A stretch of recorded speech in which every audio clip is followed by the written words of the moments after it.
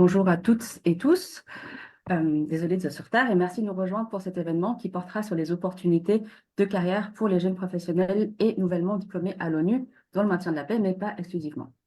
Tout d'abord, je nous permets de vous signaler que nous sommes actuellement en live sur Facebook et je vais peut-être commencer à me présenter. Je suis Anne Nguyen, je suis chercheuse au GRIP, qui est le groupe d'information sur la paix et la sécurité, qui est un centre d'études basé à Bruxelles, en Belgique. Le GRIP gère plusieurs projets dans l'Observatoire Boutros-Ghali du maintien de la paix et le REFOP, un second projet qui est hébergé sur le site de l'Observatoire. Alors, pour celles et ceux qui ne savent pas encore, le REFOP, qu'est-ce que c'est? C'est d'abord un acronyme qui signifie Réseau d'expertise et de formation francophone pour les opérations de la paix, REFOP. Et ce réseau, il a été créé en 2014 par l'Organisation internationale de la francophonie, donc l'OIF, et il est animé depuis 4 ans par le GRIP. Pour celles et ceux qui veulent en savoir plus, vous pouvez vous en référer à notre présentation sur le site Internet, dont le lien va vous être envoyé directement dans le chat. Donc, à la technique, nous avons Claude qui nous enverra le lien dans le chat. L'objectif central de ce réseau est avant tout d'accroître la part de francophonie dans le domaine du maintien de la paix. En effet, aujourd'hui, plusieurs OP de l'ONU sont déployés en environnement francophone, la MINUSCA et la MINUSPO, sur le continent africain, par exemple. Mais il y a aussi la FINUL au Liban. Et paradoxalement, on fait face au constat que ces missions manquent toujours de locuteurs et de locutrices francophones.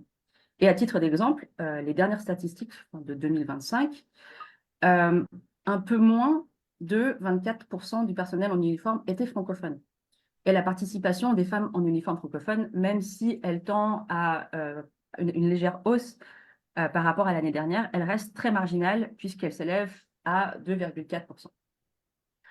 En partant du principe selon lequel la maîtrise de la langue française est un atout considérable dans le maintien de la paix, notamment dans les missions qui se passent dans un pays francophone, pour tenter de pallier ce manque, le REFOP développe différentes activités. Nous vous partageons dans le chat le lien d'une vidéo qui décrit ces activités. Si vous le désirez, je vous invite à la visionner plus tard puisque je vais présenter ces activités rapidement de vive voix. Parmi ces activités, on trouve en premier la publication statistique portant sur la participation francophone aux OP. Dans un deuxième temps, il y a le recrutement et la mise à disposition de ressources institutionnelles onusielles rédigées et traduites en français, rédigées et ou traduites en français. En troisième lieu, on a un annuaire des centres de formation au maintien de la paix en espace francophone. Quatrièmement, on anime un vivier d'experts et d'expertes francophones du maintien de la paix, auquel vous pouvez tous et toutes postuler si vous disposez d'une solide expérience dans les domaines d'intérêt qui ont été identifiés par l'OIF. Et pour en savoir plus sur ce vivier d'experts et les critères de sélection, je vous invite à vous rendre sur la page dédiée sur notre site qui va vous être transmise dès à présent dans le chat. Pour favoriser l'emploi des francophones dans le maintien de la paix, le REFOP entend également sensibiliser les professionnels civils et les personnels en uniforme aux opportunités de carrière au sein du département des opérations de paix, le DOP, dans les différentes missions de terrain. Et à cette fin, toutes les semaines, nous diffusons une sélection d'offres d'emploi émanant du secrétariat à New York et des différentes missions de terrain où le besoin d'expertise francophone est saillant. Et de nouveau, si vous voulez suivre ces offres, vous pouvez vous en référer au lien qui vous sera envoyé dans le chat. Et enfin, nous organisons également des webinaires comme celui-ci, dans le but de sensibiliser les francophones aux opportunités de formation et de carrière dans le domaine du maintien de la paix. Et au cours des dernières années, nous avons organisé 7 webinaires. Le premier sur un programme réservé au profil plus junior, donc le programme de volontariat des Nations Unies, dont on parlera un peu ici aujourd'hui. Le second, qui présentait un programme de carrière de l'ONU qui s'appelle le Senior Women Talent Pipeline, qui vise à promouvoir la parité femmes-hommes aux échelons supérieurs des opérations de paix de l'ONU. Le troisième, qui porte sur le processus de candidature aux postes civils internationaux de l'ONU, donc ce qu'on appelle les postes P1 et P4, enfin AP4, dans le domaine du maintien de la paix spécifiquement. Le quatrième présentait des postes réservés aux profils juniors en dehors des stages. Et le cinquième portait sur les opportunités professionnelles dans les composantes police des opérations de paix des Nations Unies. Nous avons aussi organisé en novembre dernier un webinaire sur les opportunités de stage, un autre webinaire sur les métiers dans la logistique des missions de maintien de la paix. Et le tout dernier, celui qui précède celui-là, traitait des formations à distance dispensées par UNITAR, Et si l'un de ces sujets vous intéresse, sachez que ces webinaires ont tous été enregistrés, bande de chanceux, qu'ils peuvent donc être visionnés et dans leur intégralité sur notre page Facebook, qui va être partagée de nouveau dans le chat. Donc, dans le cadre du webinaire qui nous réunit aujourd'hui, nous avions à cœur de proposer une vue d'ensemble des opportunités qui existent à l'ONU lorsqu'on débute sa carrière, de comprendre comment on postule, les différentes modalités et les étapes du recrutement. Pourquoi faire du coup un webinaire sur l'entrée de carrière alors qu'il y a déjà eu des présentations sur les stages et les profils juniors? Question légitime. En fait, il se trouve que ces modalités de recrutement et les besoins au sein de l'institution évoluent rapidement, raison pour laquelle nous avons décidé de vous proposer une mise à jour. Et le but ici, c'est de proposer de montrer la diversité des postes, qu'elles soient au siège ou sur le terrain, et les multiples opportunités qui s'ouvrent sur une grande variété de profils professionnels. Les candidates femmes francophones sont en particulier encouragées à postuler, mais ça ne doit pas décider les hommes à candidater aussi. Avant d'entrer dans le vif du sujet, pour que ce soit bien clair pour tout le monde, je me permets de vous rappeler la façon dont ce webinaire va se dérouler. D'abord, nous allons entendre Kyrian Burlot, qui est spécialiste de programme maintien et consolidation de la paix à l'Organisation internationale de la francophonie. Il y a eu un petit couac technique, donc Kyrian, si vous nous entendez, est-ce que vous pourriez regarder vos mails et accéder au lien qu'on vous a envoyé pour vous connecter en tant que panéliste. Après quoi, nous aurons la chance d'entendre deux spécialistes des ressources humaines au sein de l'ONU qui nous éclaireront sur les différents programmes de recrutement et leurs modalités de candidature. Ensuite, nous aurons la chance d'entendre 3 témoignages qui nous permettront de comprendre de manière plus concrète la nature des postes et du travail qui attend les candidates et candidats en début de carrière. Et enfin, nous conclurons cet événement par une discussion sous forme de questions-réponses entre les auditeurs et les auditrices et nos intervenants et intervenantes. Il ne faudra pas hésiter tout au long de l'événement à poser vos questions grâce au bouton dédié dans le chat. Mon collègue Alexis est notre modérateur aujourd'hui. Merci Alexis. Il sélectionnera les questions qui lui semblent le plus pertinentes afin que nous puissions tenter d'y répondre au moment dédié à la fin du webinaire. Avant de commencer le cycle de prise de parole, je voudrais remercier nos partenaires pour cet événement, l'OIF, avec Kyrian Burlot, Valentina Coco de l'Office des Nations Unies à Genève et Sophie Massé qui nous parle de l'Office des Nations Unies à Vienne. Merci également à nos 3 intervenantes et intervenants, Anne-Céline Carvalho, Naomi Nsa, Fares Marwachi. Ces spécialistes et ces jeunes professionnels au parcours impressionnant ont gentiment accepté de donner de leur temps pour participer à cette rencontre et leurs témoignages permettront certainement d'illustrer le sujet qui nous réunit aujourd'hui. Cela étant dit, nous allons d'abord passer la parole à Kyrian Burlot s'il a réussi à entrer en ligne. Oui, je vous vois. Toutes mes excuses pour ce couac technique. Kyrian Burlot, qui est spécialiste de programme maintien et consolidation de la paix, va introduire cet événement au nom de l'OIF. Kyrian, la parole est à vous et je vous remercie pour votre présence. Très bien, merci beaucoup. Est-ce que vous m'entendez? Oui, tout à fait. Très bien, merci. Non, alors, dans un premier temps, je souhaite évidemment remercier le GRIP et l'Observatoire Boutros-Ghali qui animent ce webinaire et qui anime également donc, le réseau du REFOP. Merci également aux partenaires des Nations Unies qui sont présents aujourd'hui et aux témoignages, aux personnes qui ont accepté de bien vouloir témoigner.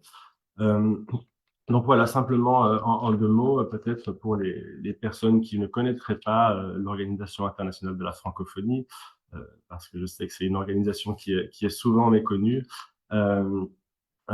Simplement rappeler que voilà, l'Organisation internationale de la francophonie est une organisation qui rassemble aujourd'hui 90 États membres et gouvernements et qui inclut un total de 321 millions de francophones sur les 5 continents. Et donc l'OIF est impliqué sur différents aspects, notamment en matière de coopération politique, éducative, économique et culturelle, avec un siège à Paris et aujourd'hui 14 représentations à travers le monde. Donc, comme je l'ai dit, il y a plusieurs grands domaines d'intervention, notamment la promotion de la langue française et de la diversité culturelle et linguistique, la promotion de la paix, de la démocratie et des droits humains. C'est dans ce cadre-là que que l'appui au REFOP entre. Ensuite, on a également l'appui à l'éducation, à la formation, à l'enseignement supérieur et à la recherche. Et enfin, le développement de la coopération au service du développement durable. En matière de maintien de la paix, l'OIF, voilà, ça a déjà été mentionné tout à l'heure. L'OIF s'engage en matière de maintien de la paix en partant du constat que sur les plus de 61 000 personnels déployés au sein des opérations des Nations Unies, plus de 38 000 se trouvent au sein des principales missions francophones, que sont la MINUSCA en République centrafricaine, la MONUSCO en République démocratique du Congo et la FINUL au Liban. Et au sein de ces trois missions, voilà, moins de 28% des contingents, enfin des personnels sont francophones. Et comme ça a été dit tout à l'heure, globalement, dans l'ensemble des opérations de paix, le nombre de francophones, enfin le ratio de francophones est estimé à autour de 24%. Donc c'est, on va dire, la principale raison pour laquelle l'OIF s'engage depuis 2004 aujourd'hui sur ces questions et autour des enjeux d'opérations de paix. Alors, il y a plusieurs aspects sur lesquels l'OIF s'implique autour de trois objectifs principaux. Le premier, c'est de participer à la consolidation d'une vision stratégique qui rassemble les États francophones autour des principaux enjeux de maintien de la paix. Ça passe notamment par le travail de notre représentation à New York auprès des Nations Unies, avec tout un travail qui est effectué avec le groupe des ambassadeurs francophones. Le deuxième objectif consiste à renforcer les capacités du personnel francophone technique pour une amélioration de leur participation en nombre et en qualité aux opérations de paix. Donc à ce niveau-là, on travaille avec divers centres de formation au maintien de la paix pour permettre un accès à des formations en français pour améliorer, on va dire, l'expertise des francophones qui sont déployés dans les opérations de paix. Et enfin, le troisième objectif, c'est d'accroître l'usage du français dans ces opérations, notamment en contexte francophone, et plus globalement, on va dire, d'avoir une prise en compte de l'interculturalité et du multilinguisme au sein des opérations de paix. Et donc, dans la pratique, ça se traduit par le développement de méthodes d'apprentissage de la langue spécifiques aux opérations de paix, mais également d'autres langues, comme c'est le cas par exemple en Haïti, où l'OIF a participé au développement également de méthodes d'apprentissage du créole haïtien pour des personnels qui étaient amenés à être déployés dans ce contexte-là. Donc voilà en quelques mots. Je ne vais pas prendre plus de temps et laisser la parole ensuite aux différents intervenants. Merci à toutes et tous de participer. Donc, j'espère que vous obtiendrez les informations que vous recherchez à travers ce webinaire. Merci beaucoup. Merci pour cette introduction, Kariane. Dès à présent, nous allons lancer un premier sondage qui va s'afficher sur votre écran et qui restera actif durant quelques minutes. Nous continuons le webinaire, mais nous vous invitons à y répondre parce qu'en fait, il sert à mieux cerner le profil de l'ensemble des participants au présent aujourd'hui et par la suite d'adapter notre offre de webinaire. Donc, il est important que vous y répondiez il est important que vous y répondiez pour que nous, on puisse de notre côté nous adapter. Je vous préviens, dès maintenant, à la fin de ce webinaire, nous lancerons un second sondage. On n'a pas fini de vous embêter. Et nous voudrions aussi que vous répondiez tous et toutes afin que nous puissions avoir votre avis sur ce webinaire. Et pour revenir à notre sujet, dans le cadre de ce webinaire, les témoignages des intervenantes et intervenants qui vont suivre devraient, nous l'espérons, vous éclairer sur les opportunités de carrière réservées aux jeunes professionnels et jeunes diplômés aux Nations Unies, en particulier, mais pas exclusivement dans le domaine du maintien de la paix. Si certaines zones d'ombre persistent durant nos discussions, je vous rappelle une nouvelle fois, tout au long de ces présentations, il vous est possible de poser vos questions dans le chat et nous y répondrons à la fin de ce webinaire. Sans plus tarder, je vous propose de laisser la parole à Valentina Coco, responsable des ressources humaines auprès de l'Office des Nations Unies à Genève. Valentina, la parole est à vous. Merci beaucoup pour votre présence. Merci Anne. Ça sera en fait ma collègue Sophie qui va commencer la présentation, qui va lancer la présentation. Donc Sophie. Merci Valentina. Est-ce que Valentina, tu peux éventuellement partager la présentation de nouveau si c'est OK pour toi? Oui, bien sûr. Merci.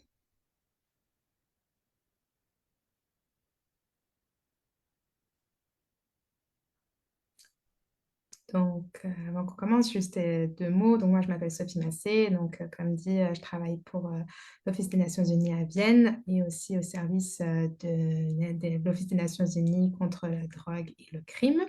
Et donc, aujourd'hui, sur le prochain slide, vous allez voir, j'arrive pas à avancer, vas-y Valentina, fais-le pour moi si ça t'embête pas, c'est gentil, merci. On s'est dit donc on allait d'abord vous donner un tout petit peu une vue d'ensemble du secrétariat et de l'ONU et ensuite aller droit au cœur du sujet pour les opportunités pour les jeunes professionnels. Donc ça sera d'abord moi et puis Valentina qui vous présenteront ça. Et ensuite on vous donnera quelques clés et quelques indices à quoi faire attention pendant le processus de recrutement et à quoi vous attendre en fonction des différentes opportunités qu'on vous aura présentées. Donc, sur la prochaine page, on voulait juste rapidement, et puis on partagera le lien aussi dans le chat, mais juste vous dire un tout petit peu le secrétariat des Nations Unies, où se trouve-t-il, qu'est-ce que c'est, pour ceux qui ne savent peut-être pas encore exactement. Donc, on a bien 6 organes principaux de l'ONU, donc qui sont donc l'Assemblée générale, le Conseil de sécurité, le Conseil économique et social, le Conseil de la tutelle et la Cour internationale de justice, et enfin le secrétariat. Donc, c'est là où nous travaillons. Et ces organes travaillent ensemble pour donc maintenir la paix, promouvoir les droits de l'homme et encourager la coopération internationale. Donc chacun de ces organes a un rôle spécifique dans le fonctionnement global des Nations Unies et le secrétariat est donc dirigé par le secrétaire général qui donc, assure la mise en œuvre des décisions et du bon fonctionnement quotidien de l'ONU. Donc, sur la prochaine page, on a voulu juste vous montrer un petit peu à quoi ressemble finalement le système des Nations Unies, ouais, parce qu'on parle souvent des Nations Unies, mais ce n'est pas toujours facile de comprendre où on se situe et qui nous sommes. Donc, nous sommes dans la boîte ou dans le carré jaune que vous voyez, donc le secrétariat. Donc, vous avez les 6 organes qui sont là et on partagera le lien également. Donc, on a mis un petit peu en rouge où Valentina et moi, on se situe. Et ce qui va aussi être intéressant pour ceux qui nous écoutent aujourd'hui, c'est que tout ce que nous partageons comme information aujourd'hui est valide pour toutes les entités qui sont dans le carré jaune. Donc, tout ce que nous disons aujourd'hui, si vous n'êtes pas forcément intéressé par l'ONUDC ou l'UNOG, mais par d'autres entités, ça vaut la même chose. Et donc, l'ONUG, donc, ce qui est à Genève de Valentina, et donc, représente le secrétaire général à Genève et donc soutient les nombreuses activités, agences, programmes, conférences de l'ONU en Europe. Et puis donc moi qui viens donc, de l'ONUV, donc de Vienne, donc nous on héberge également plusieurs organismes, dont l'ONUDC, l'Office des Nations Unies contre la drogue et le crime, où nous avons certains mandats spécifiques en relation avec la drogue, criminalité organisée, corruption et terrorisme. Donc, passons tout de suite au prochain slide pour rentrer vraiment dans le vif du sujet. Qu'est-ce que nous allons un petit peu découvrir aujourd'hui pour les carrières des jeunes professionnels? Anne a déjà mentionné que vous aviez déjà peut-être eu un petit aperçu peut-être sur les stages ou les VNU, mais donc on va vous redonner un petit peu certaines clés, certaines informations actualisées à ce niveau-là. Donc, on a surtout des opportunités un peu plus générales comme le stage, les VNU, et puis après, on vous donnera plus d'informations aussi sur le programme des jeunes administrateurs qui en plus est ouvert en ce moment, donc c'est une fois par an, donc c'est pile poil le bon moment pour le webinaire, et le programme des administrateurs auxiliaires, donc les JPO. Donc, entrons au niveau des stages. Nous allons commencer. Donc, peut-être certains d'entre vous ont déjà eu des informations à ce sujet. Évidemment, s'il y a un webinaire entier sur les stages, vous aurez aussi plus d'informations là. Mais juste pour vous donner un petit peu une idée, le programme des stages aux Nations Unies offre à des talents évidemment motivés une opportunité d'acquérir une expérience pratique au sein du système onusien. Donc, en général, il est conçu pour les étudiants ou récemment jeunes diplômés, souvent dans l'année suivant l'obtention du diplôme, mais je dirais que la majorité sont encore étudiants, poursuivant des études dans un domaine pertinent. Donc là aussi, des fois, on me pose des questions, ah, où est-ce que je pourrais faire un stage? Il y a de tout à l'ONU. Vous avez bien vu sur le système, sur le slide précédent. Donc, vraiment, il y a des opportunités partout pour le stage. Et il y a un large éventail d'opportunités dans différents départements, dans différentes agences dans le monde. Et la durée durée en général varie entre 2 à 6 mois, sachant qu'en général, on conseille plutôt 6 mois pour vraiment s'immerser dans la matière et vraiment commencer à prendre des responsabilités intéressantes. Euh, les stages peuvent s'effectuer aussi de fois à temps partiel ou à distance ou en présentiel ou en mode hybride. Donc, on a différentes modalités à ce niveau-là. Et ce qui est important de noter, c'est que les États membres, pour l'instant, l'Assemblée générale n'a pas voté pour rémunérer les stages. Donc, en ce moment, ils ne sont pas rémunérés. Il y a une réforme qui est en cours et on espère qu'en 2026, il y aura un changement. Donc, c'est les États membres qui votent, ce n'est pas l'ONU qui décide, mais les États membres. Et c'est pour ça qu'on a vraiment aussi cette option d'avoir un stage à distance, en fait, si on n'a pas les possibilités de se rendre dans le pays où on voudrait effectuer le stage. Il y a différentes possibilités aussi à ce niveau-là. Donc voilà, ça c'est en gros les différentes informations par rapport au stage qui peuvent être intéressantes. Et je partagerai quelques liens aussi pendant que Valentina présentera les autres choses. Passons maintenant au VNU, Volontaire des Nations Unies. Alors, j'aime bien dire au début, le nom, des fois, est un petit peu, on ne sait pas trop parce qu'on entend volontaire, donc on se dit, bon, bah, ça ne va pas être rémunéré, alors que ce n'est pas du tout le cas. On a énormément de possibilités sous ce programme de VNU d'être rémunéré. Et c'est un programme qui permet aux individus de contribuer aux différentes missions de l'ONU tout en acquérant une expérience précieuse. Et comme mentionné, il y a différents types de volontariat. Donc, il y a communautaire, spécialiste, expert, jeunesse et universitaire. Et qui donc, en fonction de leur spécialisation, certains ont besoin déjà d'expérience professionnelle, d'autres beaucoup moins, d'autres peut-être 1 an, d'autres déjà 2, 3 ans, ça dépend. Et donc, c'est une opportunité qui est parfaite vraiment pour des jeunes professionnels qui veulent acquérir une expérience au sein de l'ONU, tout en n'ayant peut-être pas encore un CV très large en ce sens. Et les missions peuvent être sur le terrain ou à distance, avec pareil, avec des durées allant de quelques semaines, par exemple des VNU universitaires, souvent c'est quelques heures par semaine, voilà, si on veut acquérir déjà une première petite expérience à côté pour quelques semaines, ou évidemment si on commence à être plus dans des volontariats d'experts ou spécialistes, on peut facilement être sur plusieurs années sur un VNU et ainsi accroître sa carrière. Et les critères de sélection, je dirais, sont sur l'expérience académique et professionnelle et donc ça doit être vraiment une expérience professionnelle pertinente. Et comme vous mentionniez déjà avant, la maîtrise de langue, donc effectivement le français étant l'une des 2 langues principales des Nations Unies, c'est un atout aussi à avoir sur plein de VNU.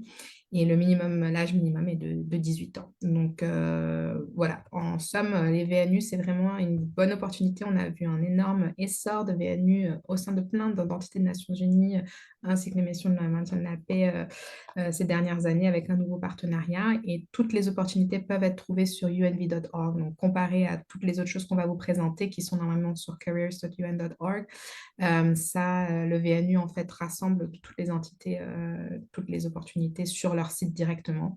Donc par exemple, si c'est un VNU à Genève ou à Vienne ou quoi, on passe par eux pour avoir le poste. Et maintenant, je donne la parole à ma collègue Valentina pour suivre les autres opportunités.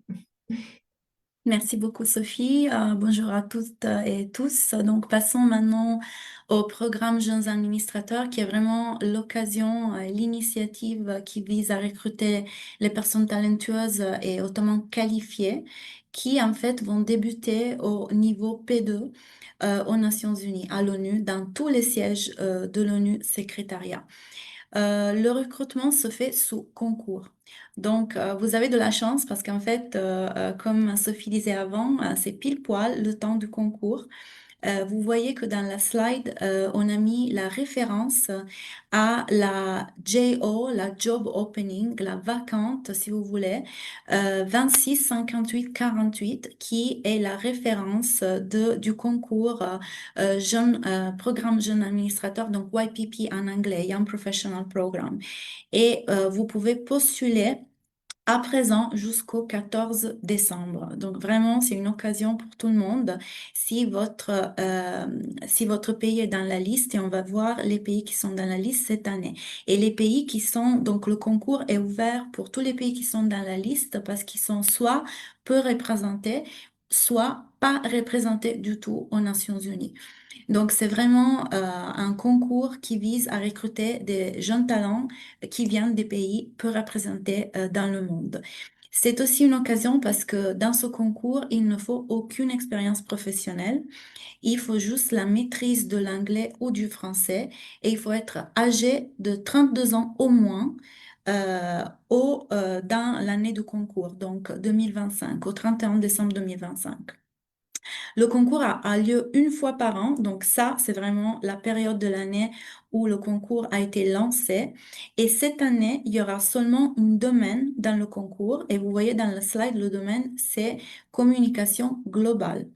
Donc, en fait, si vous postulez, vous devez avoir déjà la nationalité dans des États membres dans la liste que je vous montrerai dans la prochaine slide, mais aussi un diplôme pertinent à communication globale et la maîtrise de l'anglais ou du français. Et c'est vraiment une opportunité exceptionnelle de de s'intégrer aux Nations Unies au niveau P2 pour voir vraiment le travail des Nations Unies dans le domaine de communication globale. J'ai vu une question dans la chat avant sur avoir étudié en Afrique vis-à-vis l'Europe et je vous assure que tant que votre diplôme remplit les critères de être pertinent en communication globale, nous regardons pas les universités et nous pensons que toutes les universités qui vous ont donné le degré sont équivalents. Donc, n'hésitez pas à postuler si vous êtes éligible. On va vous montrer, on va vous mettre le lien de la vidéo sur la chat parce qu'on n'a pas le temps de la montrer maintenant, mais je vous conseille de la regarder sur YouTube. Et ici, on a la liste des pays que je vous disais. Il y a quelques pays francophones, il n'y en a pas beaucoup cette année, notamment Luxembourg, Monaco. Il y a quelques pays où le français est un des langues officielles, comme le Vietnam, Vanuatu. Et il y a quelques pays qui est membre de la francophonie. Donc, n'hésitez pas à contrôler la liste. La liste est sur ONU Career, UN Careers. C'est le site des Nations Unies en anglais et en français. Et si si vous avez un passeport de un de ces États membres, n'hésitez pas à postuler pour l'examen, le concours de cette année.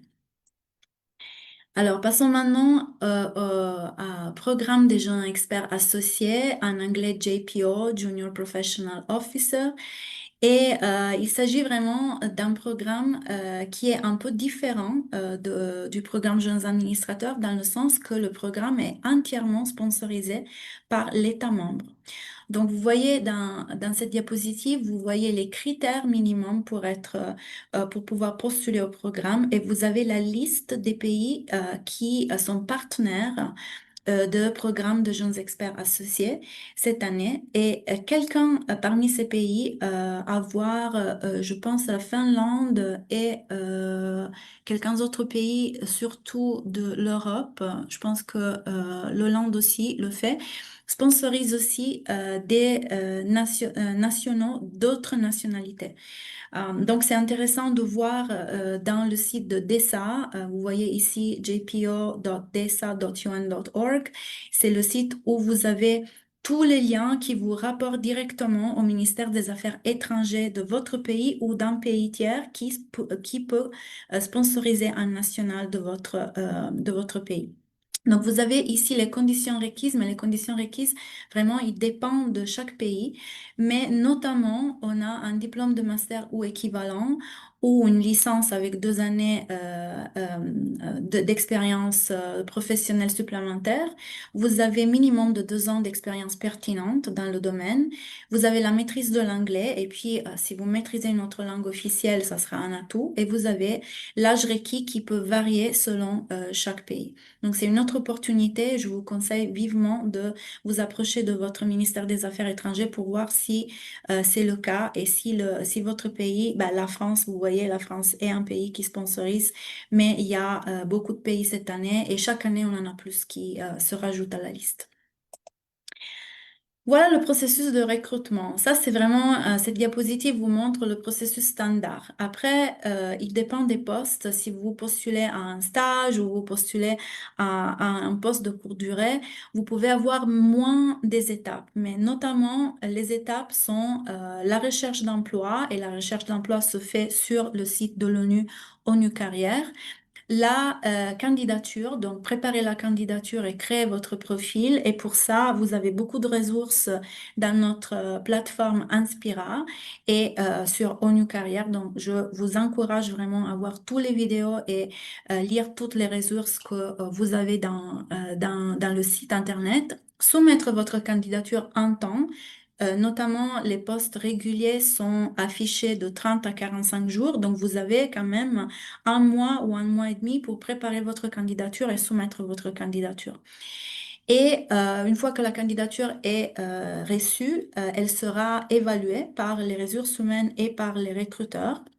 Et vous allez être soit mise dans la liste courte et notifié, donc invité à un test, et après un entretien. L'entretien, c'est un entretien axé sur les compétences, et aussi vous avez beaucoup de ressources dans le site ONU et dans des autres sites pour pouvoir voir comment les astuces et conseils pour passer les entretiens.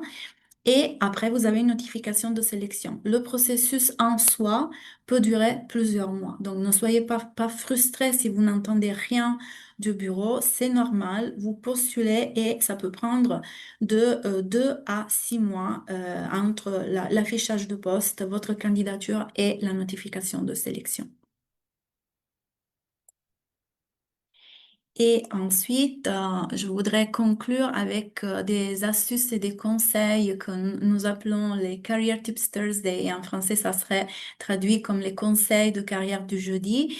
Et c'est vraiment des webinaires qui sont nés ici à Genève, mais maintenant on collabore avec plusieurs agences de l'ONU et plusieurs bureaux de l'ONU secrétariat aussi. Et ça sont des webinaires mensuels organisés via Zoom qui vise sur plusieurs thèmes de développement de carrière comme le réseautage, les parcours professionnels, l'image de marque professionnelle, mais aussi comment passer des entretiens axés sur les compétences et comment postuler au mieux.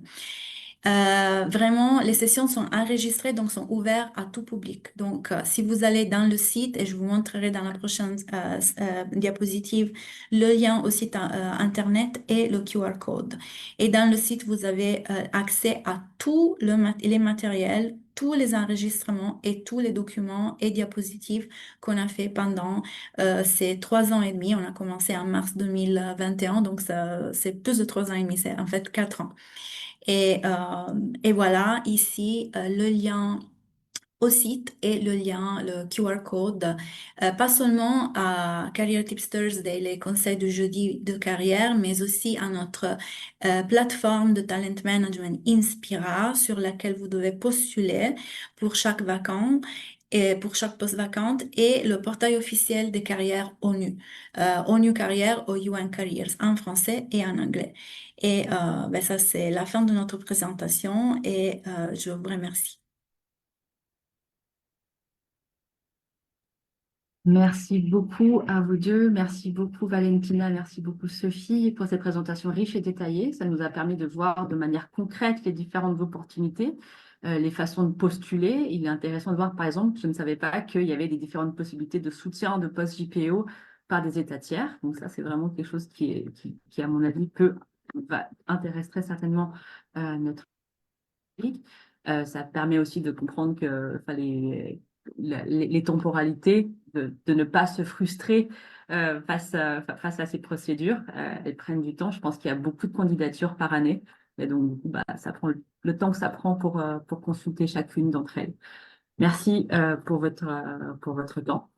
Et nous allons maintenant pouvoir écouter une série de témoignages de jeunes professionnels qui ont occupé ces différents postes dont on nous a parlé, notamment ceux de volontaires des Nations Unies et celui de jeunes experts associés. Et pour cela, nous avons le plaisir d'avoir avec nous Anne-Célina Carvalho, Naomi Nsa et Fares Mawachi. Anne-Célina, est-ce que ça vous va si vous prenez la parole après pour que je vous présente? Bonjour, vous me recevez bien? Oui, on vous entend bien. Alors, je vais peut-être vous présenter avant que vous passiez la parole. Donc, corrigez-moi si je me trompe. Antinella Carvalho, vous êtes actuellement en poste auprès de la MONUSCO en RDC en tant qu'agente chargée de la participation politique des femmes. Vous êtes originaire de Sao Tomé et Principe et détentrice d'un bachelor en développement international et d'un master en égalité et genre dans les sphères publiques et privées. Et avant ça, vous avez effectué un volontariat Nations Unies que je vous laisse présenter à notre public. Asmina, la parole est à vous. Alors, bonjour Anne, merci beaucoup pour la présentation. Je m'excuse, nous sommes dans les embouteillages de Kinshasa. C'est vraiment dommage. Comme vous avez dit, moi je suis à Dessilina Carvalho de Sao Tomé et Principe. Et en RDC, oui, je suis là depuis 3 ans déjà comme jeune volontaire, comme aussi experte internationale. Avant ça, j'étais en train de faire mon master jusqu'avant de recevoir l'offre. Et aussi comme consultante, c'était aussi j'étais en mode de maman. C'était l'arrivée de mon premier enfant aussi. Alors c'était tout ensemble. Et pour commencer, j'ai postulé pour ce poste ici en RDC, aussi pour un poste à Bangui, en République centrafricaine. Et c'était jusqu'après 2 semaines, j'ai reçu une invitation pour un entretien. Et dans cet entretien, j'ai eu 4 collègues avec moi pour poser des questions. C'était des collègues du bureau de la section genre de la MINUSCO, c'est la mission de maintien de paix en RDC. Et pendant les questions qui ont été posées, par exemple, c'était des questions par rapport à mes habilités, qu'est-ce que j'avais fait avant et quelques questions par rapport à les contextes aussi.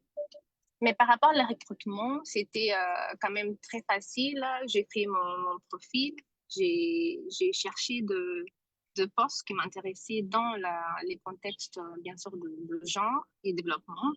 Et j'ai trouvé cette ici, et c'est là de Bangui. J'ai postulé. C'était normal. Après aussi l'entretien, que j'ai reçu l'offre 1 semaine après. Et c'était aussi cette semaine-là que j'ai aussi fini mon master. C'était tout en même temps. Et après, pour les recrutements, c'était un peu compliqué, en fait, parce que c'était aussi la période du Noël. J'imagine que ça complique un peu parce qu'il y a beaucoup de gens qui sont en congé. Mais ça a pris 1 mois et demi, alors que l'entretien s'était fait en novembre et je suis arrivée au Congo en janvier 2023. Et par rapport à ça aussi, il y a de bénéfices, bien sûr, que vient avec être volontaire.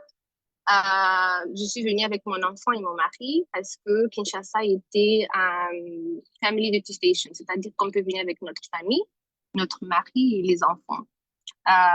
Il y a aussi une assurance Signa qui prend en charge 3 dépendants,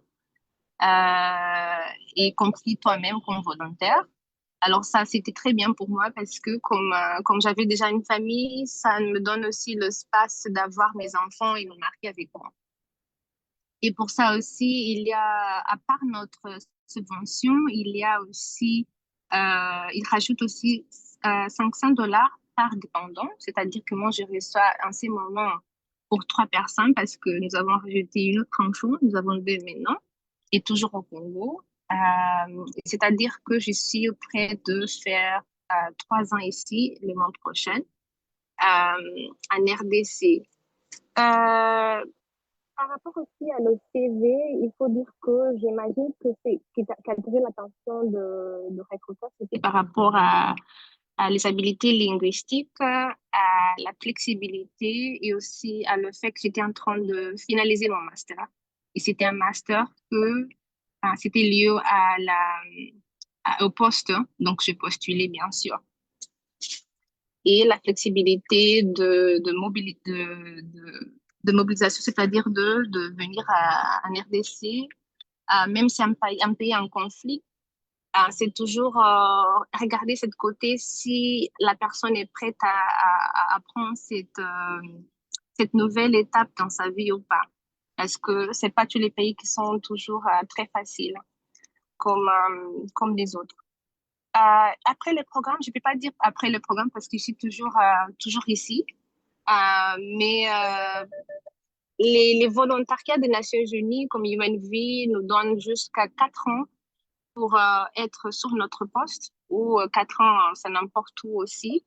Moi, j'espère faire le 4 ans, sinon je serai ailleurs. Mais de là, déjà, je peux dire que ça m'a apporté déjà beaucoup de connaissances.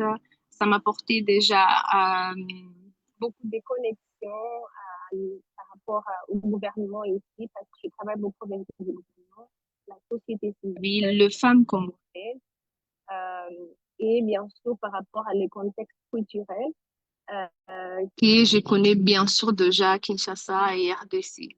Et par rapport, pour finaliser, à mes activités, mes fonctions ici, comme officier de participation politique de femmes, euh, je suis chargée de la participation des femmes, c'est-à-dire que je m'en charge de tout ce que c'est la politique.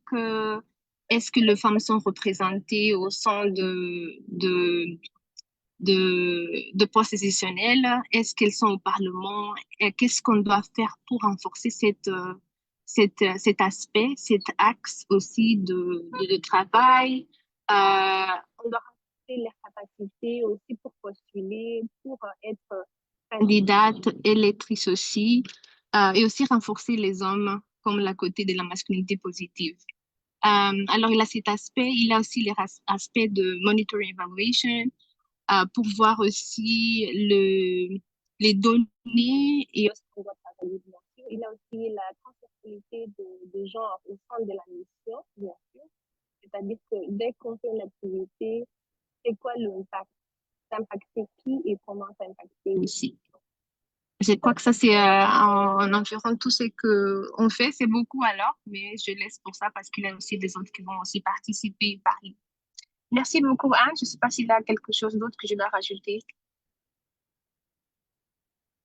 Merci Anne-Célina pour ce témoignage vraiment très inspirant. Enfin, je crois qu'il y a beaucoup de choses à dire sur ce parcours. Déjà, moi, ce que je retiens, c'est que c'est la rapidité avec laquelle vous êtes entré en poste entre la fin de votre master, enfin, en simultané à la fin de votre master, et le moment où vous êtes entré en poste sur une OP.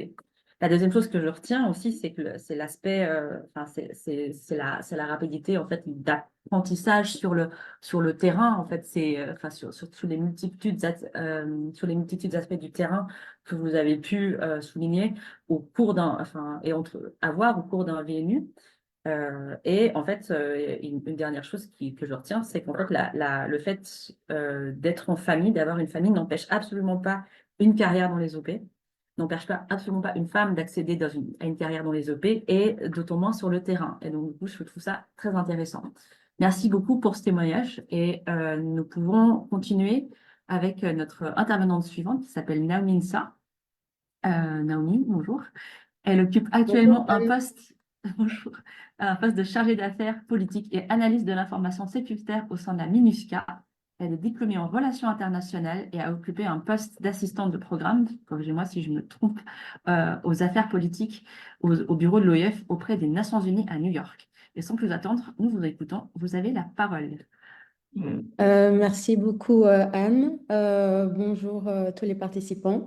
Donc, je m'appelle Naomi Nsa et donc je suis, comme Anne l'a dit, déployée en Centrafrique. Mais actuellement, je suis, comme on dit dans notre jargon, en RNR. RNR, c'est Rest and Recuperation. Donc, dans les opérations de maintien de la paix, dépendamment de où vous êtes, vous avez droit, après 6 semaines, de sortir de la mission ou après 4 semaines. Pour mon cas, en Centrafrique, c'est après 6 semaines. Donc, chaque 6 semaines, on a la possibilité de sortir. Donc, pour le moment, je suis à Bruxelles. Donc, voilà.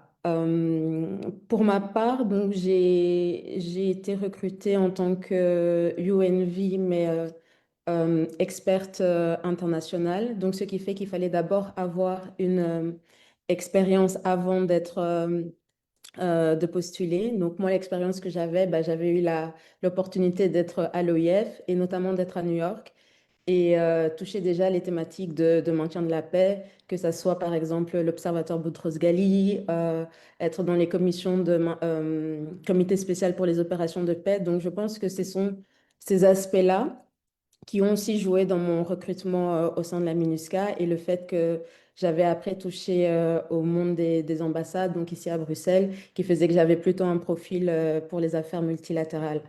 Et puis personnellement aussi, quand j'étais à New York, bon, j'avais cette opportunité d'avoir accès vraiment à l'une des plus grosses instances politiques au monde, mais au final, je ne savais pas qu'est-ce que c'était le terrain. Donc, c'est ce qui m'avait aussi poussé à, à postuler. Et donc, j'avais postulé d'abord à la base pour un poste d'affaires politiques que je n'ai pas eu. Donc, comme quoi, on n'est pas toujours pris directement. Mais en tout cas, moi, j'avais postulé pour un poste donc vers l'est de la Centrafrique et j'avais pas été prise. Et c'est 3 mois après qu'on est revenu vers moi pour me solliciter, me dire qu'il y avait un poste dans une autre région de la Centrafrique et si j'étais intéressée. Et donc, à ce moment-là, du coup, j'ai pu faire l'interview. Donc, comme je pensais Anne-Célina, si je... désolée de écorcher. Anne-Célina, j'avais donc inscrit, j'avais fait mon profil donc sur la plateforme UNV. Et puis, du coup, voilà, j'avais été mise sur une liste de profils peut-être présélectionnés. Et donc, c'est peut-être par cela qu'ils ont regardé mon profil et ont vu que mon profil correspondait à d'autres postes qui étaient mis en ligne à ce moment-là. Donc, comme oui, Anne-Célina, c'était une interview qui portait surtout sur le parcours, déjà, sur les compétences, sur la capacité aussi à vivre dans un environnement de crise. Parce que moi, pour ma part, je ne suis pas à Bangui, je suis en région. Donc, ce qui veut dire que je vis dans un camp militaire. Donc déjà, ce genre de vie est différent de ceux qui... L'expérience est différente de ceux qui vivent à la capitale parce qu'on est très restreint dans notre camp, compte tenu de le contexte militaire, sécuritaire, pardon. Et donc, ça change aussi la perception de la vie au quotidien, des relations aussi avec les collègues parce qu'on est vraiment H24 toujours ensemble. Et donc ça diffère par exemple avec une personne qui vit à Bangui pour ma part parce que je suis basée en Centrafrique. Et, et donc le VNU, donc l'expérience peut être complètement différente. Et aussi en Centrafrique, nous, on n'a pas la chance d'avoir notre famille avec nous parce qu'on est dans les catégories vraiment, on va dire, en anglais, ils disent hardship mission, la plus élevée. Donc, du coup, nous, on n'est pas autorisé à avoir notre famille. Donc, ça aussi, c'est un aspect qui, pour certains, peut être plus difficile parce que du coup, il faut développer plus de relations interhumaines. Et donc, ça aussi, ça peut être, voilà, c'est un autre challenge. Donc, c'est des expériences complètement différentes. Et moi, donc, concrètement, dans mon travail de tous les jours, je suis dans la section qu'on appelle en anglais JMAC, Joint Mission Analysis Center, mais en français, qu'on dit cellule d'analyse conjointe de la mission. Et donc, c'est une cellule d'analyse qui est rattachée directement au Chief of Staff, donc de l'envoyé spécial donc à la SCRJ. Et avant, cette cellule était rattachée au département des affaires politiques, mais maintenant, il est rattaché directement au Chief of Staff. Donc, quand je dois, par exemple, faire mon travail, donc ma ligne de communication, c'est moi, ma chef, et puis ça va directement au cabinet donc de la grande chef, entre guillemets. Et donc, dans mon travail quotidien, je vais essayer de mettre une petite présentation. J'espère que vous pourrez la voir, juste pour vous expliquer. Voilà, donc là, je vous ai dit cellule d'analyse conjointe. Donc, en fait, nous, notre structure, en quelques mots, c'est on fait des analyses qui portent sur la politique, le contexte politique du pays, sécuritaire, humanitaire, voire militaire. Et donc, ce sont des informations qu'on récolte via le biais de différents mécanismes pour permettre à la mission de prendre les meilleures décisions. Et quand je parle de la mission, donc c'est la composante civile, la composante police et la composante militaire. Donc, ça veut dire qu'on fait des analyses euh, qui peuvent être mensuelles, qui peuvent être hebdomadaires, donc dépendamment de l'urgence. On peut avoir un briefing. Donc, par exemple, ma chef peut me demander qu'est-ce qui s'est passé, quel est cet incident. Et donc, directement, je dois réussir à avoir le plus d'informations possible et pouvoir briefer. Et si l'incident est assez grave, ça veut dire qu'il y aura une réunion, on va dire, d'urgence qui va être mise en place et je serai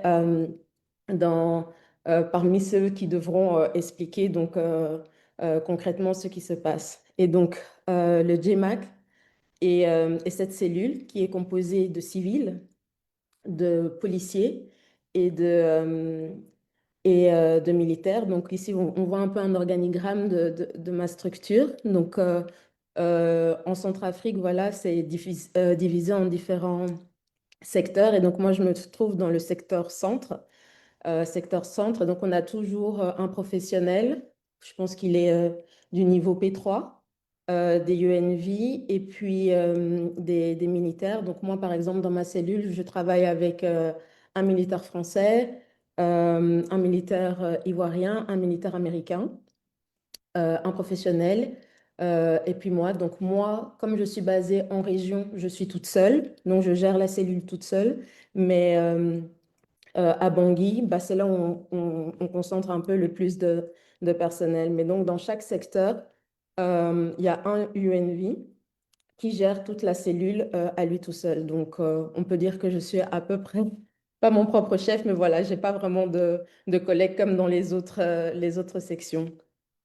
Et, euh, et donc, voilà, donc une journée quotidienne, pour moi, c'est, si tout se passe bien, c'est une réunion le matin, un briefing, parce que vu qu'on est dans un camp militaire, donc on vit avec les militaires, on appelle plus ça, euh, il y a des contingents, donc les contingents, c'est les pays qui viennent voilà, pour renforcer en termes de police, de proximité, donc en tant que militaire, mais il y a aussi, par exemple, des military staff officer, donc qui gère plus aussi toutes comment on dit ça, les départements militaires, mais aussi on a des MILOPS, donc des militaires enfin, qui observent, disons, qui vont faire les patrouilles avec les autres militaires de contingent et qui vont aussi analyser la situation.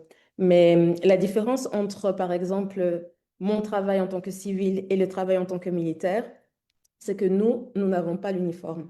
Ce qui veut dire que moi, j'ai beaucoup plus de, on va dire, de flexibilité à parler à tout le monde. Donc, par exemple, je peux aller au marché, parler à un taximan, parler à une association de femmes, parler à la mosquée, parce que je n'ai pas cet uniforme qui fait qu'on me donnera moins d'informations, peut-être moins d'explications. Voilà, disons ça comme ça. Et puis aussi, je parle français. Bon, j'ai appris le sango aussi, mais je suis pas très, je suis pas bilingue du tout. Mais voilà, tout ça, ça aide aussi, je pense, à rapprocher les liens et à créer un climat de confiance qui fait que, voilà, on arrive à partager certains aspects de la vie en général, de la situation politique, sécuritaire, et qui fait que, voilà, à la fin, on récolte une tonne d'informations qui fait qu'on peut faire une analyse. Et aussi la différence entre ma cellule et par exemple le département des affaires politiques, c'est que, comme j'ai dit, nous avons droit de parler à tout le monde.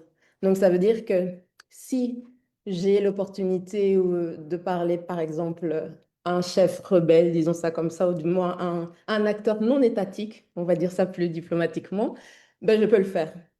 Voilà, je peux le faire.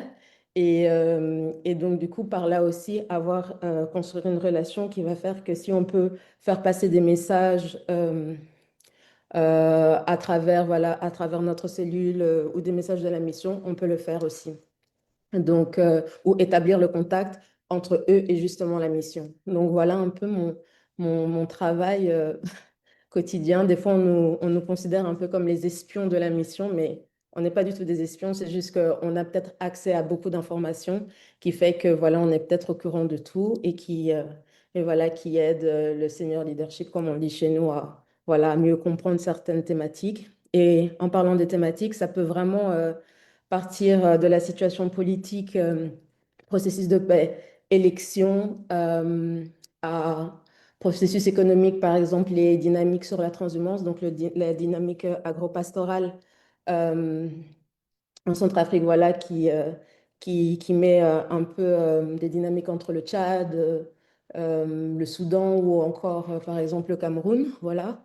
ou bien des dynamiques beaucoup plus spécifiques, beaucoup plus sensibles comme le trafic d'armes, les ressources naturelles ou la présence d'acteurs non étatiques sur le pays. Donc voilà, dépendamment de à quoi on touche ou sur quoi on nous demande d'être focalisé, ben, on travaille sur ça. Donc ce qui fait que le travail est vraiment diversifié, vraiment intéressant, parfois frustrant aussi, faut le dire, mais vraiment dans l'ensemble, avoir fait New York, voilà, au niveau institutionnel et puis arriver sur le terrain et avoir cette chance vraiment euh, de toucher vraiment au centre du maintien de la paix, je trouve que voilà, c'est très enrichissant. Donc, je ne sais pas s'il fallait que je dise encore quelque chose d'autre, mais c'est terminé pour moi, Anne.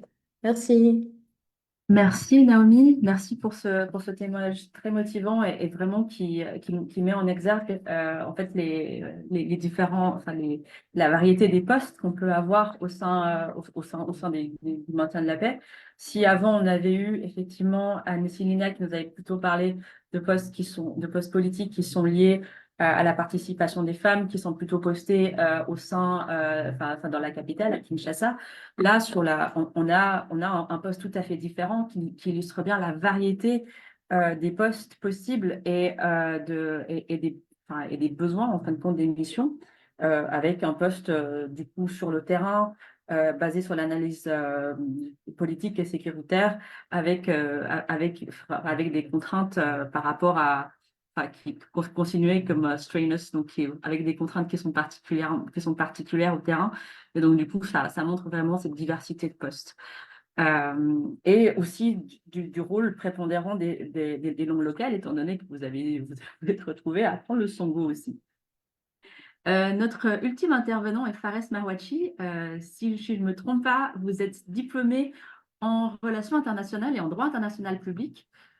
Vous occupez actuellement un poste de jeune expert associé, donc JPO, au département des affaires politiques et de consolidation de la paix. Et donc, votre parcours comprend un poste au Global Community Engagement and Resilience Fund et au Centre de Genève pour la gouvernance du secteur de la sécurité, le TICAF, où j'ai quelques amis et anciens collègues là-bas.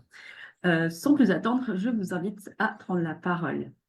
Merci beaucoup pour cette invitation et euh, voilà, je voulais participer juste pour partager un peu mon expérience qui m'a mené à arriver à ce poste que j'ai pris il y a à peine quelques semaines. Donc je viens de commencer mon poste au sein des Nations Unies. Comme vous l'avez dit, Anne, c'est mon poste actuellement, c'est dans le département des affaires politiques et de la consolidation de la paix au sein de l'unité du soutien à la médiation. Et ce poste, c'est le résultat du programme Jeunes experts associés du ministère des Affaires étrangères français, qui a été ouvert cette année pour les jeunes francophones qui n'ont pas de programme similaire dans leur pays. Donc moi, je suis tunisien, je suis pas français, j'ai pas de et j'ai pas de nationalité des pays qui d'une manière classique sont les donateurs classiques dans ces programmes. Donc cette opportunité m'a été ouverte cette année et ça fait, je pense, quelques années que le ministère des Affaires étrangères français offre ce genre de poste aux jeunes francophones pour bien évidemment favoriser et renforcer voilà, la présence francophone au sein des Nations Unies. Cette année, je pense, moi je suis tunisien et il y avait un autre aussi GEA francophone qui est sénégalais. Et lui aussi, il est affecté au sein de la secrétariat ici à New York. Et je pense que c'est une très bonne opportunité pour celles et ceux qui n'ont pas nécessairement accès à ces postes qui honnêtement ouvrent la porte des Nations Unies, qui qui devient de plus en plus compliqué, surtout avec toutes les difficultés budgétaires que l'organisation traverse, et pas seulement les Nations Unies, hein, tout le secteur traverse un peu ces difficultés budgétaires. Donc, ça devient un peu. Je comprends la frustration des uns, parce que voilà, j'étais à leur position. Moi, quand j'ai terminé mes études à Genève, mes études de master, j'ai eu malheureusement à passer quelques mois de recherche, de postuler ici et là et ne pas être pris. Et ces longs mois d'attente de réponse voilà, des divers organisations. Et c'est pas, voilà, c'est pas toujours facile. Un peu le conseil que j'aimerais donner, c'est que il faut peut-être commencer toujours par des postes qui sont pas peut-être dans les organisations qui sont connues ou les grands noms des organisations qu'on entend tout le temps. Parce que généralement, les structures qui sont plus petites donnent plus d'opportunités d'apprendre, de découvrir. Et après, ça permet aussi de tisser les liens et de créer un réseau qui permet finalement à accéder aux grandes structures. Euh, Par exemple, moi, j'étais dans le Fonds mondial d'engagement de la communauté et la résilience, qui est une petite organisation basée à Genève d'une cinquantaine d'employés en total, et ont travaillé sur la prévention de l'extrémisme violent dans plusieurs régions du monde. Moi, j'étais leur associé de programme pour le Moyen-Orient et l'Afrique du Nord. Mais aussi, avant, j'ai travaillé un peu sur le Sahel, j'ai soutenu aussi des collègues sur d'autres zones géographiques. Euh, et ça m'a permis de voyager avec l'organisation, d'aller rencontrer les communautés avec qui on travaille, et de vraiment tisser des liens avec les gens et de comprendre comment ça se passe. Et, et ça me permet maintenant maintenant que je travaille dans un poste qui est moins lié au travail direct sur le terrain, mais directement avec les communautés affectées par les diverses crises. Euh, je, voilà, ça me permet de garder en tête un peu toutes les choses que j'ai appris, et ça m'a permis d'être pris pour ce poste, parce que quand il s'agissait de la sélection, cet aspect du fait que j'ai pu voyager, du fait que j'avais voilà, des opportunités pour faire des choses un peu plus hautes que mon niveau d'expérience à l'époque, ça a permis voilà, d'être pris pour ce genre de poste. Je ne sais pas si vous voulez aussi que je parle un peu du processus de sélection des programmes GPO, parce que généralement, ils sont assez similaires. Bon, ça dépend des pays, mais généralement, c'est un peu similaire le processus. Oui, oui, Oui, d'accord. oui, c'est dans très Oui, intéressant. bon, ouais, d'accord. Donc, pour moi, par exemple, pour le processus des GPO, GEA français, ça, normalement, généralement, ce que je sais, c'est que le ministère des Affaires étrangères français poste les postes vacants et les postes qui vont affecter leurs jeunes experts associés pour l'année. À peu près, chaque année, c'est à peu près février-mars, avec les premiers dates limites de candidature vers fin avril, quelque chose comme ça. Pour le poste, pour les deux postes francophones pour l'année 2025, la date limite était fin avril, 20, 21 avril. Et après, l'étude des candidatures se fait, se fait chez le Quai d'Orsay, chez le ministère des Affaires étrangères français, qui font une première sélection et un premier round d'entretien avec eux pour une présélection. Et après, euh, ils passent les candidats qu'ils ont présélectionnés au bureau où ils vont être affectés pour pour avoir un deuxième entretien, pour aussi voilà, voir la compatibilité entre le candidat et le poste, la compatibilité entre le candidat et l'équipe. Pour moi, le premier entretien, c'était au mois de juin, le deuxième, c'était au mois de juillet. J'ai su que j'étais pris à peu près ouais, au milieu du mois de juillet, et j'ai commencé mon poste au milieu du mois d'octobre. Donc ça prend un peu de temps pour finaliser voilà, tous les processus de visa, de tout ce, voilà, de onboarding, d'attendre, voilà, voilà. Pour moi aussi, c'était aussi des vacances pendant le mois d'août, donc ça ralentit. Donc, vous voyez, tous ces processus sont très liés, voilà, à l'humain. C'est pas très, voilà, direct.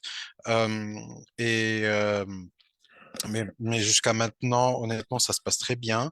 Et on a un suivi à part le suivi de l'équipe avec qui je travaille, mais aussi on a le suivi d'ESA, le département des affaires économiques et sociales, qui font le suivi des GPO, les GEA qui sont affectés au secrétariat, mais aussi le suivi du ministère et la délégation des fonctionnaires internationaux du ministère des Affaires étrangères français, qui aussi suit pour s'assurer que ça se passe bien, pour s'assurer que les candidats s'intègrent bien et que voilà, ils sont bien dans leur poste. Euh, Mon poste, maintenant, c'est pour 2 ans. Donc, chaque année, on a un contrat d'1 an renouvelable une fois. Et après, généralement, pour les postes GEA, ça dépend, voilà, des donateurs. Il y a quelques donateurs qui offrent une troisième année. Ça dépend, voilà, des arrangements avec l'organisation ou le bureau. Il y a ceux qui offrent un financement total pour la troisième année. Il y a ceux qui font un partage de financement entre le budget interne de l'ONU et le budget des ministères. Voilà. Je pense d'autres pays aussi qui n'ont pas peut-être ont été mentionnés, qui offrent aussi des programmes GPO pour des ressortissants des pays en voie de développement. Aussi, l'année dernière, j'ai vu l'Italie. J'ai postulé, mais j'ai pas été pris. Voilà. Ce que je conseille, c'est chercher. Voilà, aller sur Internet et chercher ces postes et postuler. Voilà, ça c'est personne ne va vous en vouloir de ne pas postuler ou voilà, ne va vous en vouloir pourquoi vous avez trop postulé.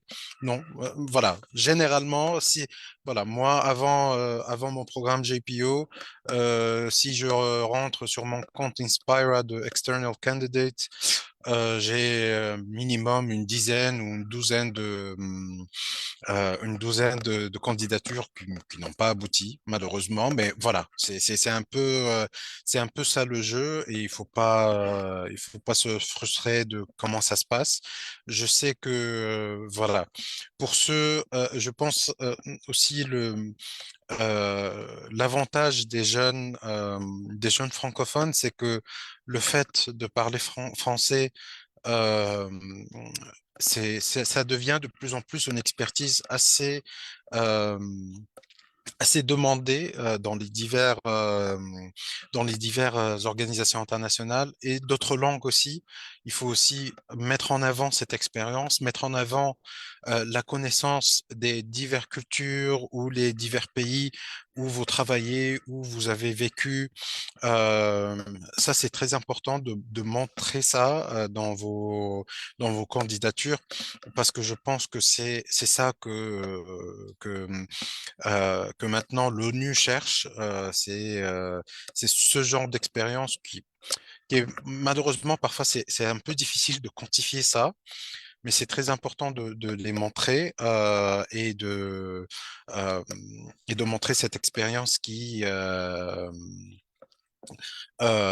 voilà, qui sont très pertinentes aux divers postes.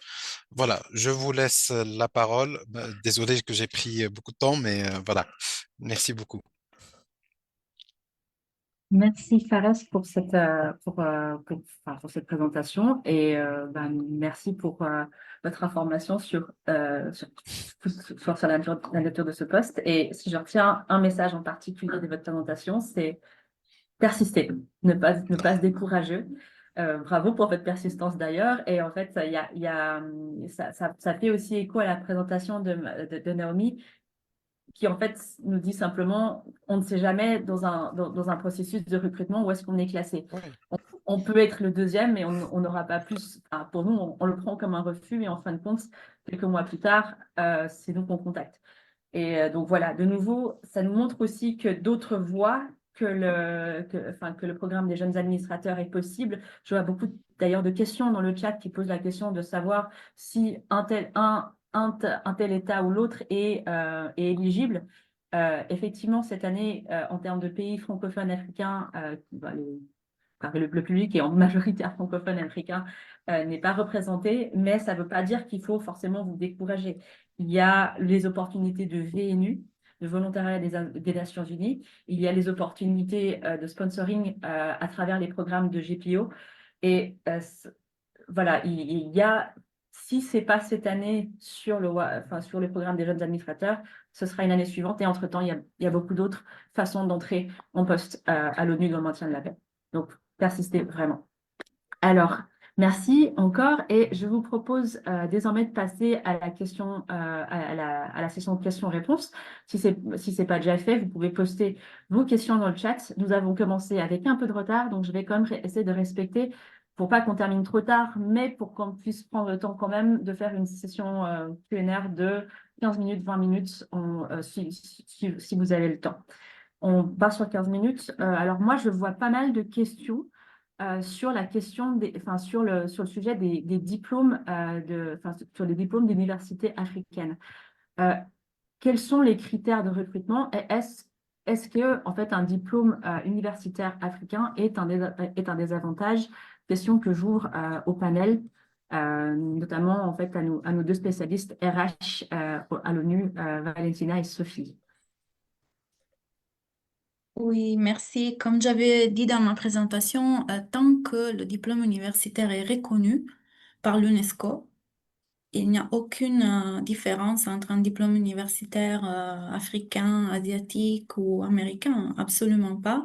Ce qu'on regarde, c'est l'équivalence. Donc, si le diplôme est reconnu, donc si l'école avait l'école, l'université, l'établissement académique avait le droit de otorguer des diplômes master, niveau bachelor ou équivalent. Et si c'est le cas, ça sera dans la liste UNESCO. Et si c'est pas le cas, ben, malheureusement, l'université n'est pas reconnue. Il y a des fois où on doit faire une reconnaissance formelle et on passe par le pays. Parce que toute reconnaissance, tout équivalent, ça passe par le pays membre. Donc, on fait une demande au pays membre officiel, mais c'est vraiment quelque chose de très rare parce que normalement, les universités les universités sont listées dans la liste UNESCO. Donc, il n'y a absolument pas de différence entre une université située à Ouagadougou ou une université située à Washington, D.C. Le niveau est équivalent si reconnu par l'UNESCO. Voilà.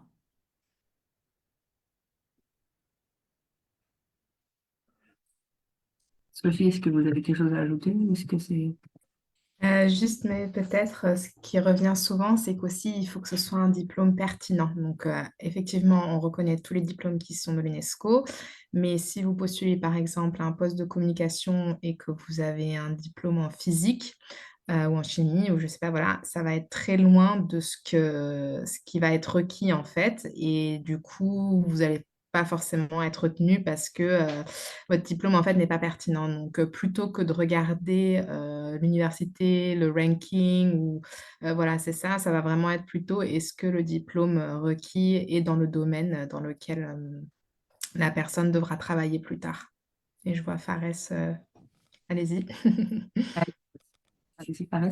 Oui, oui, je voulais juste ajouter un peu de l'autre côté que parfois un diplôme d'un pays qui a des similitudes au poste où on veut travailler ou, ou dans un pays différent, un peu plus proche des problématiques qu'on veut tacler, c'est un avantage. Parfois les diplômes.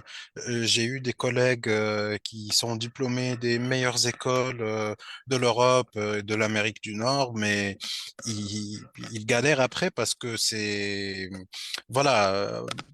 Il y a les recruiting managers pour eux, les candidats, voilà, ils sont un peu loin de la réalité du travail. Donc pour eux, c'est l'inverse. Ils veulent des gens qui viennent du Sud global, par exemple, parce que le Sud global, le- voilà, il y a des contextes qui sont similaires, il y a une vision assez similaire. Donc, voilà, juste pour dire que parfois c'est un avantage. Il faut pas juste regarder ça comme un inconvénient ou quelque chose qui limite. Je comprends le sentiment, mais il faut aussi regarder ça d'un autre angle. Merci pour ce témoignage et merci pour ces réponses. Moi, il y a plusieurs questions qui reviennent sur les questions des compétences et des expériences les plus recherchées pour intégrer le programme VNU ou les programmes JPO. Qu'est-ce, quelles sont les compétences et quelles sont les expériences qui sont valorisées chez les candidats et les candidates qui postuleraient à ce type de poste? Peut commencer peut-être et puis on peut compléter après. On reçoit beaucoup ce genre de questions quand on fait ce genre de webinaire, particulièrement quand on a des jeunes professionnels qui n'ont peut-être pas encore acquis beaucoup d'expérience. Ma réponse en général, c'est ça dépend de ce que vous voulez faire aussi. C'est-à-dire que le système de l'ONU enfin, vous avez vu sur l'organigramme qu'on a partagé aussi, il y a des centaines, entre guillemets, d'entités qui ont toutes des mandats différentes et donc du coup vont avoir aussi besoin de profils différents et surtout en début de carrière, je dirais, c'est pas forcément une spécialité qui est requise, c'est juste de trouver déjà un intérêt, comment on veut commencer sa carrière, qu'est-ce qui est intéressant pour soi, avec quoi on aimerait bien débuter. Et après, voilà, essayer de matcher les compétences qu'on a acquis ensuite avec les intérêts qu'on a. Mais je dirais, surtout en début de carrière, il n'y a pas forcément déjà tout de suite beaucoup d'expérience à avoir dans un certain domaine ou quoi. Après, dans la vacance de poste, il y aura toujours écrit quels sont les critères minimums. Donc, comme Valentina a expliqué un petit peu sur notre slide avec le processus de recrutement, c'est ça ce qui va être retenu. Donc, si vous êtes très loin de là, effectivement, c'est peut-être pas votre profil qui va être retenu. Mais voilà, mais je laisse aussi le panel un petit peu rajouter d'autres informations. Oui, il y a Naomi qui a peut-être un élément de réponse. Non, ce serait peut-être plus pour compléter aussi, Sophie. Moi, du coup, dans mon contexte de mission de terrain, ce qui m'avait beaucoup frappé, c'est que, euh, allez, je réalisais qu'il y avait vraiment énormément de profils différents dans la mission. Ça partait d'un électricien à un architecte, à quelqu'un qui est dans la supply chain, un enfin, affaires politiques, chargé du protocole. Enfin, vraiment, donc ça aussi, dépendamment de où on postule, il y aura aussi beaucoup plus d'opportunités, que ce soit pour les candidatures locales ou pour les candidatures internationales. C'est vrai que si on veut postuler à New York, à Genève, il y a peut-être un certain type de profil qui est demandé. Mais après, comme aussi l'avait dit Fares, dans des structures beaucoup plus petites, dans des programmes beaucoup plus petits de l'ONU, ben, parfois c'est des postes en fait assistante administrative, une secrétaire, un chauffeur, enfin vraiment des fois. Et c'est comme ça que parfois on peut aussi entrer dans le système. Et puis par rapport à ça, on peut devenir, si par exemple on était dans la logistique et on monte comme ça dans le département. Donc je pense que c'est vraiment très varié, mais aussi ça dépend aussi des structures auxquelles on postule. C'était juste mon petit ajout. Tout à fait. Effectivement, ça souligne cette diversité des profils. Anne et Célina, vous avez un élément de réponse?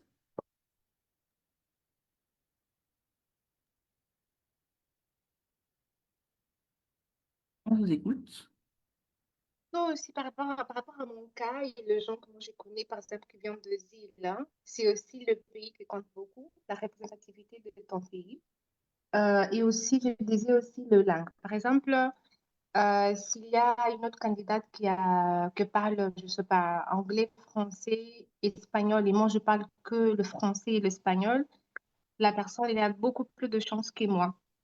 Alors, je disais qu'il faut investir dans le langue, bien sûr, et toujours regarder dans la représentativité de ton pays. Par exemple, Sao Tomé et Principe, pardon, Sao Tomé et Principe, ici au Congo, il n'y a personne que moi, même dans les agences, même dans la mission, et nous ne sommes pas représentés. Alors ça, c'est déjà une bonne chance pour nous pour trouver des boulots ailleurs. Je vois qu'il y a aussi une question dans le chat par rapport à moi, que je suis en RDC, une personne qui habite ici. Euh, Regarde, RDC, bien sûr, c'est très grand. Kinshasa, c'est aussi tellement grand. La MONUSCO est là, bien sûr. Si la personne peut mettre son numéro dans le chat, je vais le contacter moi-même pour voir comment on pourrait gérer cette affaire. Mais il y a des opportunités pour le volontaire congolais au Congo parce que même au sein de ma section, nous avons des volontaires nationaux, mais aussi dans les autres agences et dans la mission de maintien de la paix. Nous avons ça. Alors que c'est possible, mais aussi le cas de master. J'ai connu beaucoup de cas aussi de volontaires nationaux, c'est pas seulement en RDC, mais aussi chez moi, qu'ils n'ont pas même un master. Ils ont que la licence, ou ils sont en train de faire une licence. C'est comme Naomi avait dit, ça dépend aussi de l'endroit, ça dépend si tu postules comme international, comme national, pour avoir cette qualification. Alors, il faut cibler tellement bien le pays dont tu veux y aller, connais bien c'est quoi la spécificité, qu'est-ce que tu demandes, regarde vers toi, qu'est-ce que tu as, qu'est-ce que tu apportes. Et c'est aussi de bien construire ton CV, ton profil par rapport à ça. Chaque, euh, chaque poste, c'est différent. Alors, on refasse notre CV par rapport à ça. Je crois que aussi les gens sont en train de faire, ah, j'ai fait un profil et je postule partout. Ça ne va pas marcher. Il faut qu'on refasse à chaque fois le point nécessaire pour cette poste ici. D'accord. C'est tout, Anne. Merci. Merci beaucoup. Et dernière question, parce que le temps est contre nous. Il y a plusieurs questions sur combien de venues est-ce qu'on peut faire au cours d'une carrière?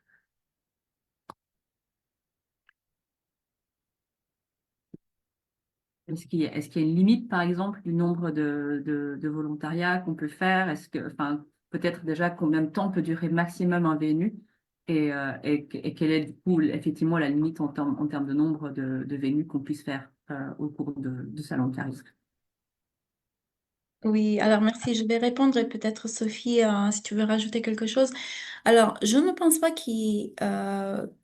je pense que quelqu'un peut faire plus d'un VNU, mais il y a sûrement des limites d'années en fonction du type de VNU, parce que Sophie vous a expliqué qu'il y a plusieurs types de VNU, donc VNU expert, VNU jeune, etc., etc. Donc le maximum d'années varie selon le type.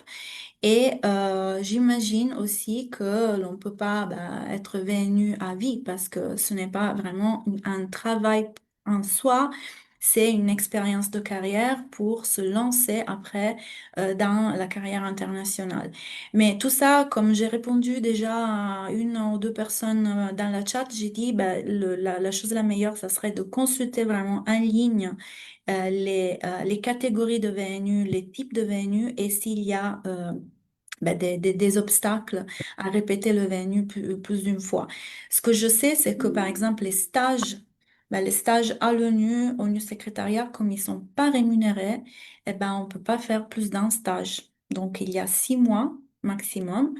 Et puis en théorie, je sais qu'en pratique, c'est pas toujours le cas, mais en théorie, on ne pourrait pas faire plus qu'un stage de 6 mois dans le secrétariat de l'ONU.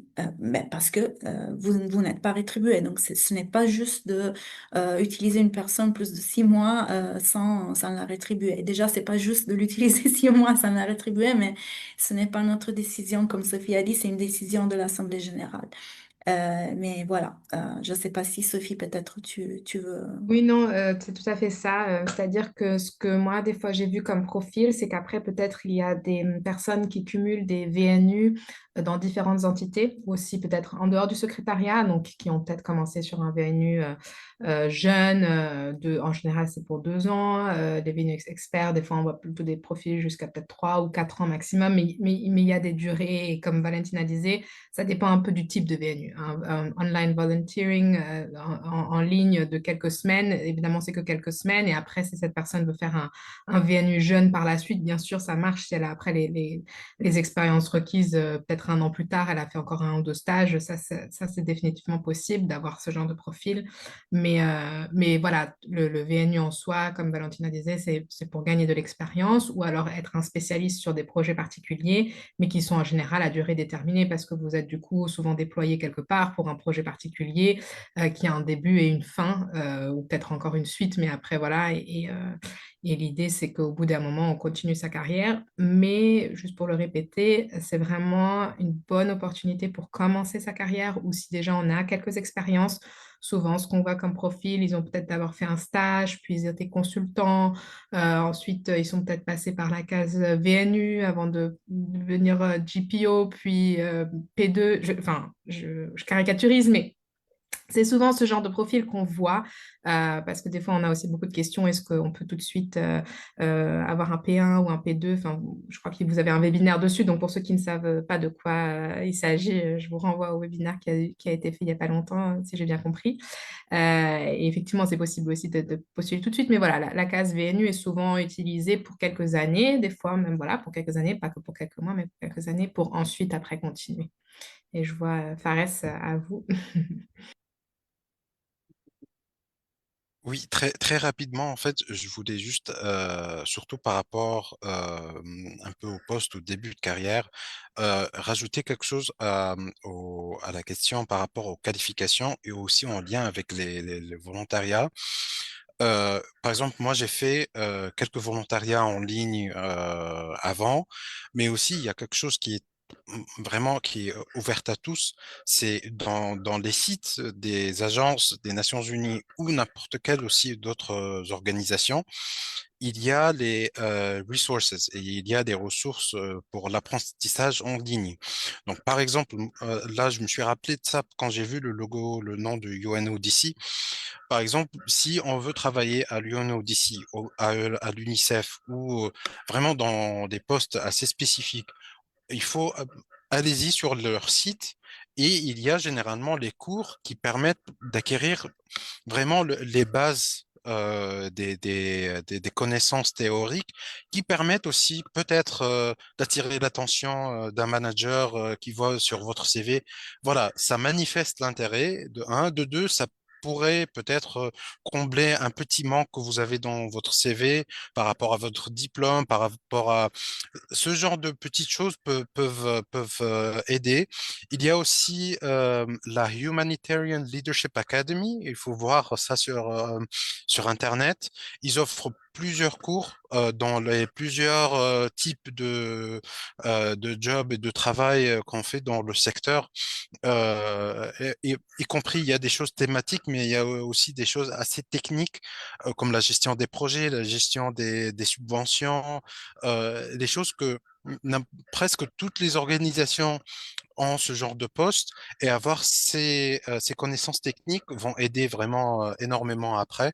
Donc voilà, juste pour rajouter ça à la fin, parce que je sais que ça aide, parce qu'il n'y a pas vraiment, c'est pas linéaire, les carrières dans notre domaine, c'est pas linéaire, donc c'est des choses qui peuvent peut-être aider ceux qui commencent. Voilà.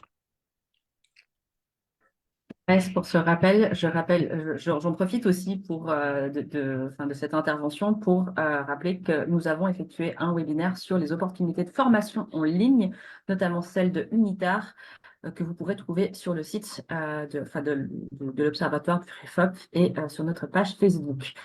Avant de conclure cet événement, nous allons lancer le deuxième sondage et il sera actif pendant quelques minutes. Je vous invite à y répondre car en fait, il nous permet d'avoir un retour sur ce webinaire, sur ce qui s'est bien passé, ce qui s'est peut-être un peu moins bien passé. Voilà, vous le voyez en ligne normalement. Je vous remercie à tous et toutes pour votre attention et pour vos questions. Je tiens également à remercier en particulier nos 5 intervenantes et intervenants, donc Valentina Coco, Sophie Massé, Anna-Silina Carvalho, Naomi Nsa et Fares Marwachi. Merci à vous, bravo pour vos parcours. Merci aussi à Kyrian Burlot de l'OIF pour nous avoir aidé à organiser cet événement et toutes mes excuses pour le couac technique. Et enfin, je tiens personnellement à remercier mes collègues Claude, Asma et Alexis pour leur rôle à la technique. Si ces webinaires se déroulent relativement sans encombre, j'en prends la responsabilité, c'est une grande partie grâce à elles et eux. Et je vous souhaite à tous et toutes une bonne journée, une bonne soirée. Et n'hésitez pas à nous abonner à notre newsletter, dont le lien est en chat, et à nous suivre sur les réseaux sociaux pour être au courant de l'ensemble des activités de l'Observatoire Boutros-Ghali et du REFOP pour pouvoir suivre nos prochains événements. Merci beaucoup, au revoir et une belle soirée.